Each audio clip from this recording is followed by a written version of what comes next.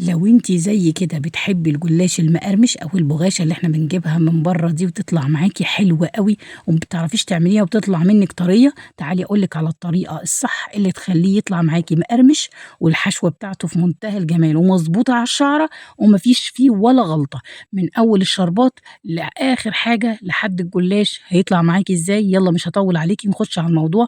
ما تنسيش بس تعملي لي اشتراك في قناتي، وكمان تسيبي لي تعليق حلو وتصلي على النبي عليه وافضل الصلاه والسلام لو عجبك الفيديو. وكمان يلا نجيب ورقه الجلاش. اول حاجه انا جبت هنا كوبايه كوبايه كبيره من الكنافه، فرمتها في الكبه وحطيتها في الصينيه، سويتها في الفرن كانك بتسوي الكنافه عادي جدا. وبعد كده ضفت عليها نص كوبايه من السوداني المفروم ناعم، يعني انا مش عايزاه يكون خشن، عايزاه يكون ناعم. وضفت عليهم فانيليا، ولو عندك كمان معلقه من روح الفستق ضيفيها، ما عندكيش خلاص. وكمان ضفت عليهم معلقتين من السكر. هنجيب بقى يا ست الكل الجلاش بتاعنا. هنكوني مطلعه الجلاش من التلاجة قبليها بحوالي نص ساعة علشان لما تيجي تشتغلي ما يتقطعش معاكي ولا أي حاجة. لو هو طازة وفريش يبقى تمام جدا. هنبدأ نفرد الجلاش بتاعنا زي ما حضرتك شايفة كده، وناخد الباقي. احنا هناخد ورقة واحدة بس، والباقي حطيه على جنب كده وابدأي ايه، شيليه وغطيه علشان ما ينشفش. انا هنا كنت سايباه نشف مني للاسف. طيب تعالي بقى نشوف هنعمل ايه. انا خدت ورقه واحده بس، وايا كان الورقه دي شكلها ايه، الحته المقطوعه او المكسوره او اللي بايظه خليها هي اللي من ناحيتك انت. تمام. هنبدا بقى نضيف كده الكنافه والخليط بتاعنا اللي احنا عملناه، ونبدا نرول كده واحده واحده.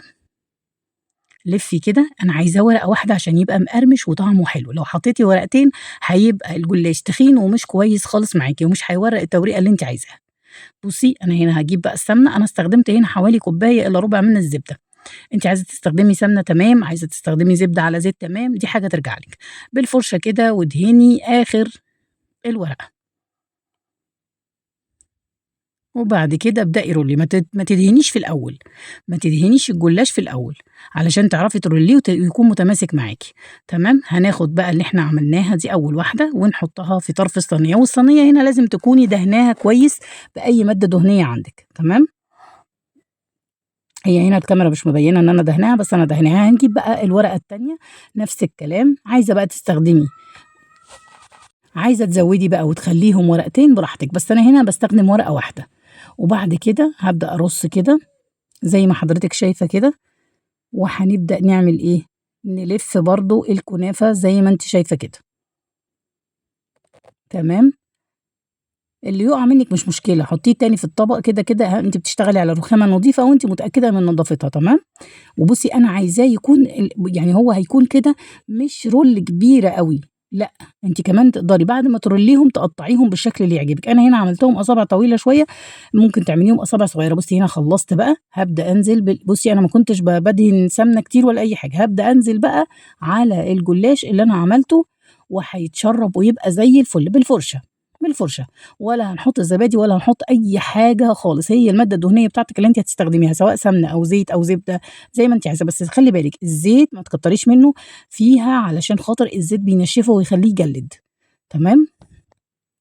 هنبدا بقى نحط كده، حطي بقى زي ما انت عايزه. انا قلت لك انا استخدمت كوبايه الا ربع من الزبده. تمام. هنبدا نخلص كده. بصي في الجوانب، حطي في الجوانب وحطي في كل حاجه، الزبده دي كلها هتنزل. وتقدري كمان ان انت بعد ما تخلصيه تطلعيه في طبق تاني، وبعد كده تبداي تسقيه. لو انت مش عايزه الزبده دي، هي كده كده هتبقى تحت في الجلاش مش بيشرب الزبده زي الكنافه. يعني الجلاش انت ممكن تسويه وبعد كده هتلاقي زبده في الصينيه هتبقى موجوده عادي، سيبيها مش مشكله. وبعد كده ابقي انقلي الجلاش في صينيه تانيه او في اي طبق تاني، طبق السيرفيس التقديم، وابداي اسقيها بالشربات. ليه؟ لان هو مش هيشرب الزبده، هو هيستوي بيها لكن هتفضل موجوده عندك في الصينيه. واخده بالك؟ عشان بس لو انت ما بتحبيش مثلا السمنه كتير او الزبده كتير في الاكل، بس هي مش كتير والله. انت لو بتستخدمي هتستخدمي اكتر من كده لو عملتي صينيه. بس الطريقه دي حلوه جدا وبتسهل عليكي بقى بدل ما تقعدي تورقي وتدهني لا وجع قلب على الفاضي.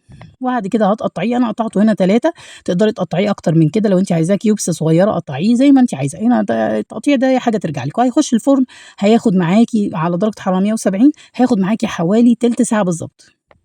هيطلع بقى هنسقيه بشربات بارد. والشربات هنا انا كنت مستخدمه كوبايه من الميه عليها كوبايه ونص من السكر، وحطيت عليهم فانيليا وليمون. السكر هنا كان اكتر من الميه.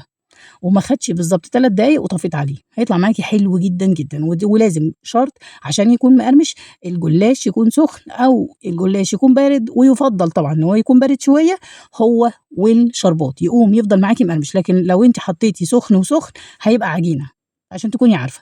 التركاية دي مهمة جدًا في نجاح الجلاش، إن أنتِ تحطي الشربات ساقع والجلاش كمان يكون بِرِد شوية، مش أول ما يطلع كده تروحي حاطاه، لأ تستني عليه 5 دقايق يكون هدي، وبعدين تبدئي تسقيه بالشربات. وابدئي بقى حرّكي الصينية بتاعتِك شمال ويمين. عندِك بقى صوص شوكولاتة حطّي، هنا بقى هنرصه في الطبق ونحط عليه صوص شوكولاتة كده. أنا كان عندي شوكولاتة سبريد وأنا ولادي بيحبوه كده أوي، أوي، أوي. حتى في وصفة تانية برضه هانزّلها لِك أنا حاطة عليه شوكولاتة سبريد كان رهيب، رهيب، رهيب. هتبدئي بقى تزيّنيه بالطريقة اللي تعجبِك، حُطّي جنبه بقى شوية سوداني، شوية شوكولاتة سبريد كده أنا مسيّحاهم بمعلقة زيت، وانزلي عليهم كده بيخلّي الولاد يحبوه ويبقى طعمه حلو كمان أوي. وكده، كده الشربات مش بيكون كتير، فلمّا تحطّي شوكولاتة ما بيبقاش مسكّر أوي، فبيبقى طعمه حلو أوي، أوي، أوي.